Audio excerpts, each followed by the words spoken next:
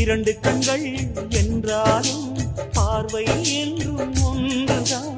உருவத்திலே தனித்தனிதான், உள்ளம் என்றும் ஒன்றுதான். ஒரு சேவல்தான் நடை காத்தது, இந்த அதிசயம் பாருங்கள், கண்ணனை வாழ்த்துங்கள்.